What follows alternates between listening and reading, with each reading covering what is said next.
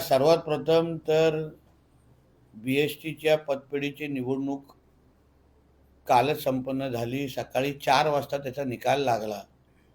यामध्ये शरदरावांचे जे पॅनल म्हणजे शशांक रावांच्या नेतृत्वात असलेलं जे पॅनल त्याला 14 मिळाले आणि 7 हे आमच्या प्रसाद लाडजींच्या पॅनलला त्यांचे उमेदवार निवडून आले.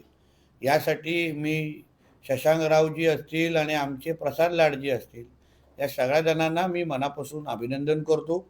एक तुम्ही लक्षात घेतलं पाहिजे की मराठी माणसाला कोणी गृहीत धरू नये. सगळे मतदार हे मराठी होते आणि सगळ्या मतदारांनी बॅलेट पेपरवर मतदान केलेलं आहे, हे सर्वात महत्त्वाचं. एका बाजूला मराठी माणसाचे कैवारी आम्हीच हे ह्या नावाने बोंब मारणारे आज सकाळी कुठल्या बिळात लपलेले आहेत हे जरा थोडं शोधलं पाहिजे.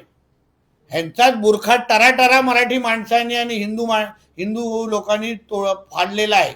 मी नेहमी सांगतो, हिंदू हृदय सम्राट बाळासाहेब ठाकरेंचा ब्रँड हा हिंदुत्वामुळे मोठा झाला होता.